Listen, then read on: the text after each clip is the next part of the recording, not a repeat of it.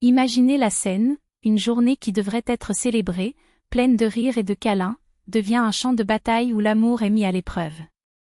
C'est exactement ce qui est arrivé à Lydia à son 28e anniversaire, lorsqu'une visite inattendue a tout changé. Et pas aucune visite, mais celle qui porte avec elle le poids des années de tension, les attentes et un amour possessif capable de suffoquer même le plus fort. Chers auditeurs, voici André Branco, et aujourd'hui sur les Almas entrées, nous pouvons plonger dans une histoire qui vous fera repenser les limites du respect, de l'amour et de la famille. Préparez-vous pour un récit qui gâchera vos émotions et, peut-être, vous fera regarder avec d'autres yeux sur les conflits que nous ignorons souvent. Ksenia Mikhailovna n'était pas une femme ordinaire. À 58 ans, elle s'est considérée comme une stratège de la vie, convaincue que les hommes, en particulier son fils Igor à l'âge de 32 ans, étaient des garçons perdus éternels, incapables de prendre des décisions sans les conseils fermes d'une mère. Pour elle, le mariage d'Igor avec Lydia a été une erreur depuis le début. Après tout, quelle femme indépendante, avec une carrière prometteuse dans une multinationale, un salaire que beaucoup envieraient, et un appartement hérité de sa grand-mère, son fils pourrait-il digne? Ksenia a vu à Lydia pas une fille, in-law, mais un rival. Quelqu'un qui a contesté non seulement l'affection d'Igor mais aussi le contrôle. Les 2 premières années de mariage ont été une succession de petites guerres.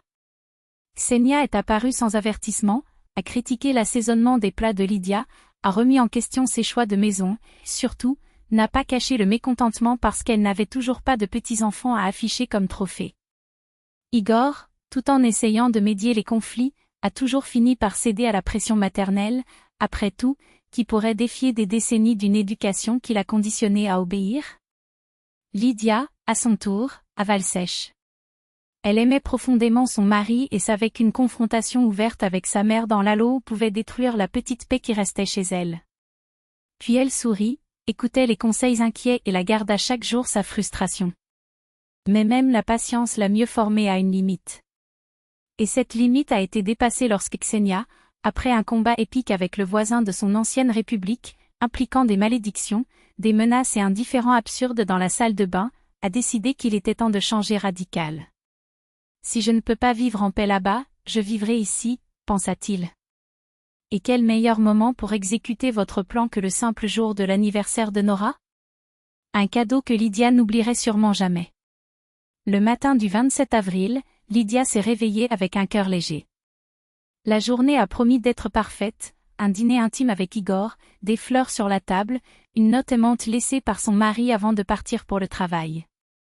Elle se demandait même à quoi ressemblerait la nuit, juste les deux, célébrant une autre année de vie ensemble. Les invités n'arriveraient qu'à 6, donc il y avait beaucoup de temps pour tout préparer.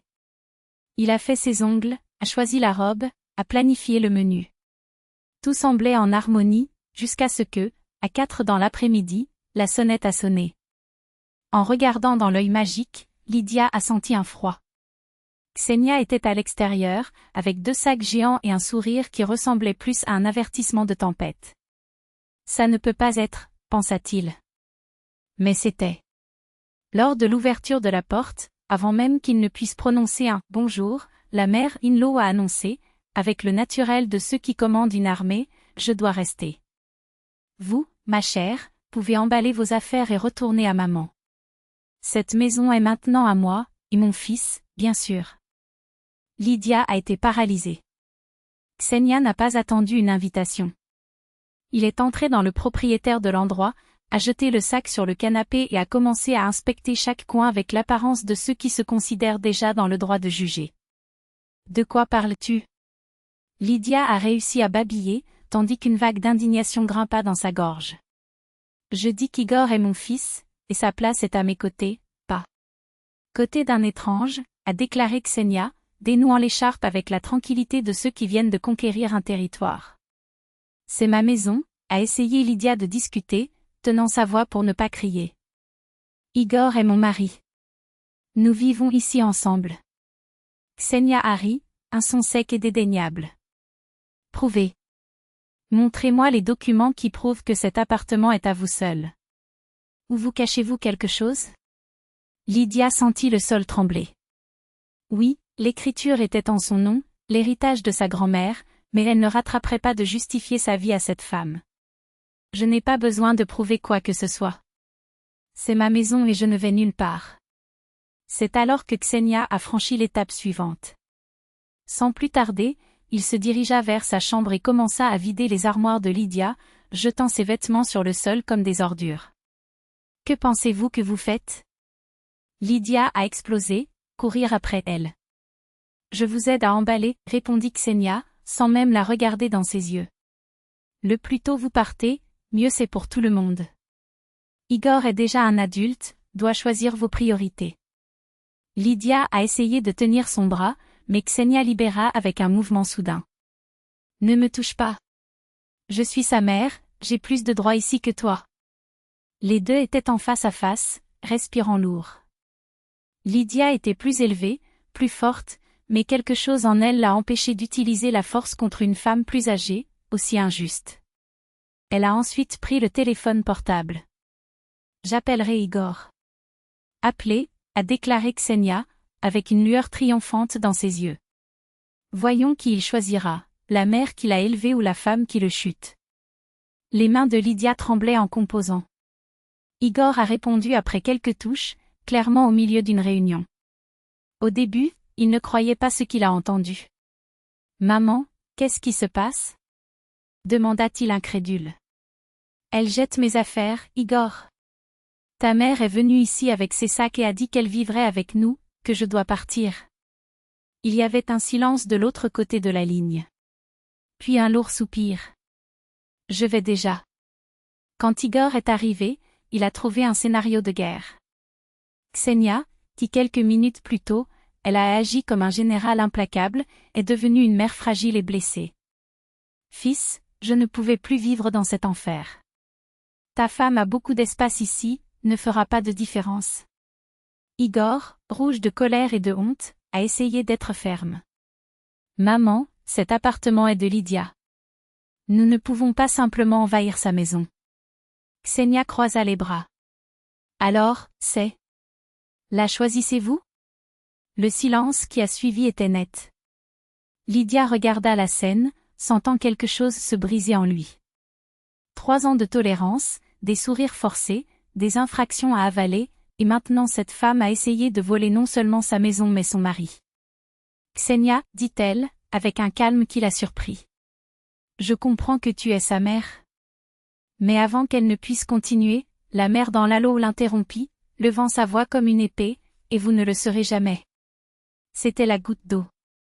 Lydia a regardé Igor, qui semblait perdre entre 2 femmes qu'il aimait de si différentes manières. Et puis elle savait ce qu'elle devait faire.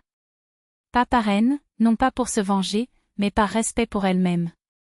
Parce que certaines batailles ne doivent pas être gagnées, elles doivent être fermées. Ce n'est pas contre Igor que Lydia a parlé, c'est pour sa maison, pour son espace, car la dignité qui avait volé sa goutte, sournoisement, comme si le droit de posséder sa propre maison avait un privilège à négocier. Et non, elle ne demanderait pas la permission. Pas plus. Quelque chose en elle a cassé. Des années de frustration contenaient, avalaient silencieusement l'humiliation, des sourires forcés tandis que la belle-mère piétillait ses frontières comme si elles étaient des tapis les bienvenus, tout cela a jailli à la fois, une inondation impossible à contenir. Lydia a avancé jusqu'à ce qu'il soit si proche de Ksenia Mikhailovna qu'elle pouvait voir chaque ride de dédain sur son visage, chaque ombre de supériorité dans ses yeux légers.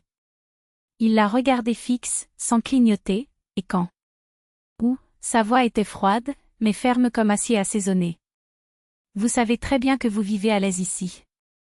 Trop, en fait.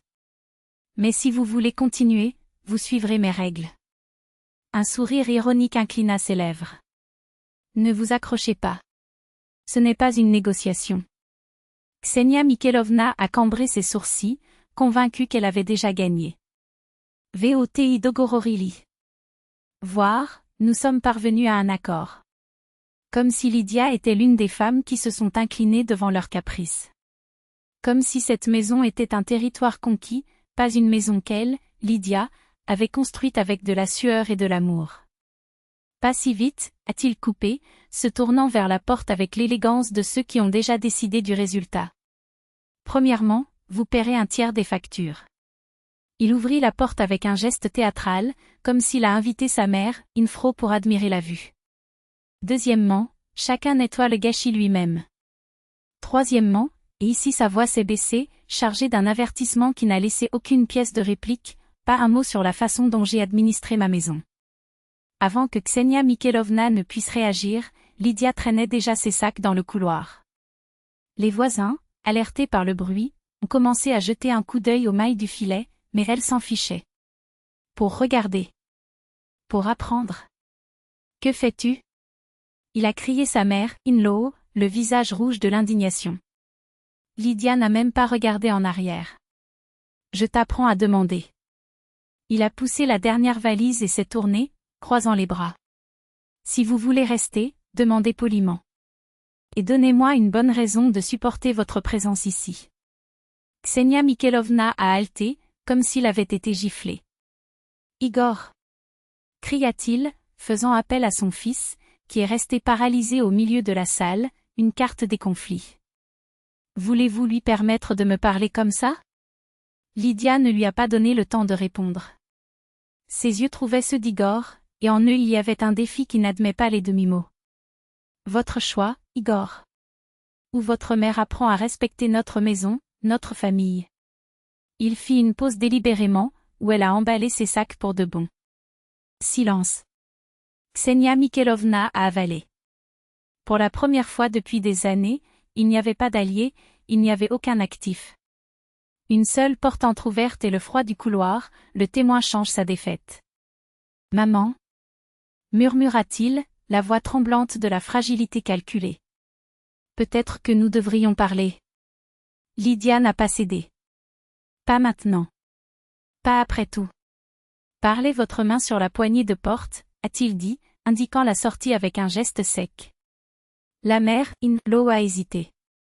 Les yeux brillaient de larmes de crocodile, mais Lydia savait bien ce jeu. Attendu. Une seconde. Deux. Jusqu'à ce que, enfin, Ksenia Mikhailovna franchisse le seuil, traînant ses pieds comme une reine déposée. La porte s'est clôturée en un clic définitif. À l'extérieur, les sanglots ont commencé, grands, théâtral, faits pour être entendus. Ingle. Cruel. Une fille sans cœur, in-law. Les mots résonnaient à travers le couloir, mélangés aux murmures des voisins, qui ont maintenant regardé le spectacle avec un mélange de plaisir et de pitié. Igor coulait sur le canapé, ses mains sur ses cheveux.